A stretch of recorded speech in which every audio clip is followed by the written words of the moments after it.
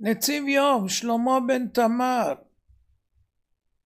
הוא וכל משפחתו יזכו לכל מעלות התורה מתוך עושר, שמחה, בריאות והצלחה, בלי טרדת פרנסה כלל וכלל. אמן. אמן. הגעלת כלים וליבון. יש ראשונים שסוברים כי הגעלת כלים היא מצוות עשה מן התורה הנמנית במניין המצוות. ומי הם? התוספות בעבודה זרה ס"ז, ספר הישר לרבנו תם סימן נ"ו, והסמק במצווה קצח. מאידך, ראשונים רבים לא מנו מצווה זו במניין המצוות, ולדעתם הציווי של התורה להגעיל כלים זה רק כדי לנצל מאכילת המאכלים שהתבשלו בכלי הבלוע באיסורים, והם הבהג, רס"ג, רמב"ם, סמ"ג ועוד. עכשיו, בהגעלה ציבורית יכולים להיות תקלות וקלקולים רבים. למשל, אם הגעילו כלי בתוך הדוד של ההגעלה הציבורית ולא ניקו את הכלי היטב, או שהכלי היה בן יומו, הכוונה בתוך 24 שעות שבישלו בו חמץ, ומההגעלה של הדוד בלעו מהחמץ שבכלי, ייתכן שכל מי שיגעיל כלים באותם מים לא עלתה לו ההגעלה. אז בהגעלה ציבורית יכולים להיות תקלות וקלקולים רבים, ולכן ראוי שלא להכשיר כלים בהגעלה ציבורית מבלי שמורה הוראה מפקח על ההכשרה. לא איזה שבבניק שעומד שם ויודע לעשות כסף לקראת הגעלה. בדרך כלל אין מורה הוראות ליד הגעלות הציבוריות. עכשיו, לפני הגעלה יש להקפיד. דבר ראשון, לא להשתמש בכלי 24 שעות לפני הגעלה. זאת אומרת, צריך שהכלי הזה יעברו 24 שעות בלי שבישלו בכלי הזה שום דבר. דבר שני, לא לנקות אותו במים חמים בתוך פרק הזמן הזה, משום שבשעת ההגעלה הסיר פולט את הבליעה שבתוכו לתוך המים הרותחים, ויש חשש שהוא יבלע את הטעם הזה שנפלט בחזרה. וכל עוד הסיר הוא בן יומו זה סיר שהשתמשו בו תוך 24 שעות האחרונות, הטעם הזה יכול לאסור את הסיר בחזרה. אבל כאשר הסיר אינו בן יומו, בשעה שמגעילים אותו, אפילו אם הוא יבלע בחזרה, הכלי לא נאסר. למה? כי אחרי 24 שעות הטעם פגום. מי שלא נזהר בכך בהגעלה ציבורית, הוא יכול לקלקל את ההגעלה לא רק לעצמו, אלא גם לכל אלה שמגעילים אחריו באותם המים. עוד דבר צריך לדעת, הגעלה לא מועילה לחמץ בעין. אם רואים אותו, החמץ ניכר ממשי, ולכן יש לפרק חלקים שייתכן שמוסתר בהם חמץ בעין, וצריך לנקותם, כגון כלים שמחוברים אליהם ידיות על ידי ברגים, או כלים שיש בהם חריצים נגיד שמכניסים את היד או משהו ובפנים שם אי שם, אז צריך קודם כל להסיר את החמץ ורק אחר כך להגעיל. עכשיו יש להסיר את הידיות של הכלים, סירים, לפני הגעלה, ולכל הפחות להרפות את החיבור בינן לבין הסיר. הגרש ווזנר זכר צדיק ברכה אומר, מפני שמצוי שהן מתרופפות במשך הזמן ונכנס חמץ ביניהן לבין הסיר. אבל אמרנו כשיש חמץ בעין יש להסירו לפני הגעלה. הקושי הגדול ביותר בהכשרה הוא שפשוף וניקיון הכלי, שלא יישאר עליו שום לכלוך בשום מקום. יש כאלה שיש להם סירים, הכל שחור למטה, הכל זה, דברים, שומן דבוק, אוכל דבוק, וואי וואי וואי וואי. אז יש לזכור, כלי שאין אפשרות לנקות אותו כראוי, אין אפשרות להגעיל. אין. גם כלי שיש עליו כתמי חלודה, אין אפשרות להגעיל אפילו בדיעבד. יש לגרד את החלודה ואחר כך להגעיל את הכלי. לפעמים משקיעים רבות בניקיון הכלי ולבסוף מתברר שאין אפשרות לנקותו מספיק וממילא לא ניתן להגעילו לפסח. מה לעשות? אין עצה ואין תבונה נגד השם, ויקבל שכר על המניעה יותר מעל העשייה שתכניס בעיות רחמנא ליצלן. עכשיו נבאר מה קורה עם המים של הגעלה. לפני שמכניסים את הכלי הטעון הגעלה לתוך מי ההגעלה, יש לבדוק שהמים רותחים ומבעבעים.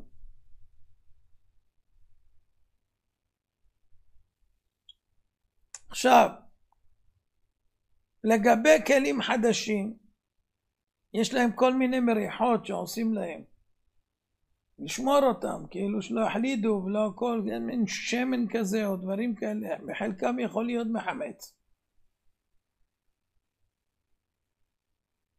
דעת הגאון הרב שלמה זלמן אוירבך, זכר צדיק ברכה, הוא אומר שייתכן שאפשר להגעיל אותם על ידי נתינת מעט מים בתוך הסיר ולהעמיד אותו על גבי האש עד שירתחו המים ויתחמם גם הכלי בשיעור שהיד סולדת בו משני הצדדים, ואז לא יצטרך להכניסו בתוך מים רותחים, כי המטרה היא להוציא את כל הבליעה שיש בה.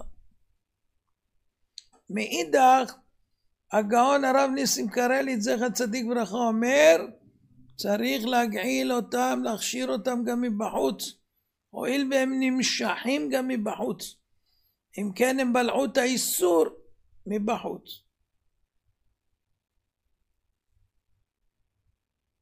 אז לפני שמכניסים את הכלי הטעון הגעלה לתוך מי הגעלה, קודם כל לבדוק שהמים רותחים ומבעבעים.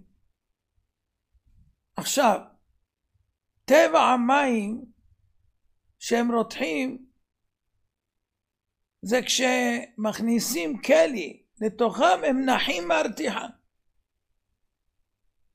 לכן חובה לחכות לכלי הבא עד שהמים יחזרו לרתוח, ובין כלי לכלי ורצוי לחכות עוד זמן מועד נוסף כדי שהכלי יפלוט את הבליעה. אז לכן אנשים משתמשים בברנרים, שזה ישמור כל הזמן על מבעבע.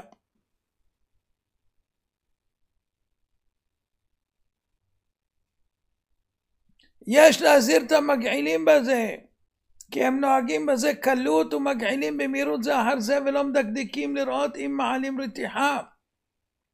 במצב כזה נראה שאפילו בדיעבד לא מועילה הגעלה הזו וצריך לחזור ולהגעיל. הם עושים כסף על כל כלי וכלי והם צריכים להספיק ויש תור, אז לא תמיד הם מקפידים, ובפרט שלא כל מי שעומד ליד היורה הזאת, הדוד, הם יראי שמיים בתכלית. זה ביזנס טוב לפני פסח.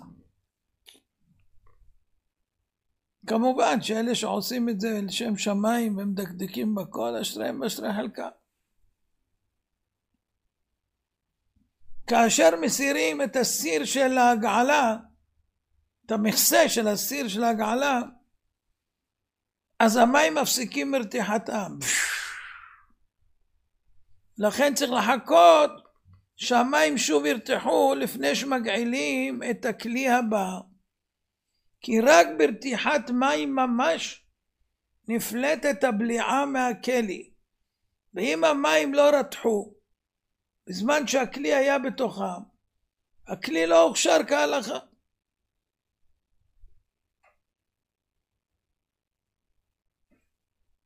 יש להכניס חומר, אין להכניס חומר פוגם לתוך מי הגעלה, כי לכתחילה יש להגעיל בתוך מים נקיים. הרמה בסימן תנב, סעיף ה', אומר בהיות שאין להכשיר אלא כלים שאינם בני יומם, זאת אומרת שעברו עליהם 24 שעות, אז זה כבר נותן טעם לפגם. מה שבלוע בהם נותן טעם לפגם. ואין צורך להוסיף חומר פוגם אחר. אז לכן במים נקיים בלי להוסיף חומר. אבל אם יש עדחה גדולה מאוד, ויש צורך נחוץ להכשיר כלי שהוא עדיין בן יומו, כמו במוסדות גדולים, בישיבות, או משהו, הם כל הזמן אוכלים באותם כלים, נגיד שאין להם כלים מיוחדים לפסח, באותם כלים, אכלו עכשיו צהריים, לא צהריים, אתמול, לא עבר 24 שעות, קיצור אכלו, בישלו, מה עושים? אומר, יש להוסיף במקרה כזה חומר פוגם, וצריך לפגום את המים היטב, כדי שיהיה ברור שנפגם טעם החמץ שיצא מן הכלי, ולא יהיה פיקפוק בהגעלה. אבל זה רק בדיעבד. לכתחילה אין להשתמש במי ההגעלה לכל צורך שהוא. אחרי שגמרת את כל הגעלות, יש מלא מים בדוד, חבל על המים אומרים, לא. אין להשתמש. גם לא לשטיפת רצפה, או לשטיפת כלים, או לכיבוס בגדים, אלא ישפוך אותם מבלי להנות בהם כלל.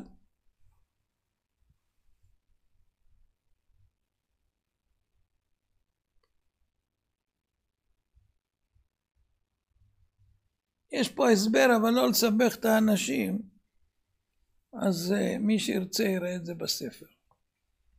מכל מקום, לכתחילה אין להשתמש במי הגעלה לכל צורך שהוא. עכשיו ההגעלה. אופן ההגעלה. אין להגעיל כלים בערימה, אחד בתוך השני.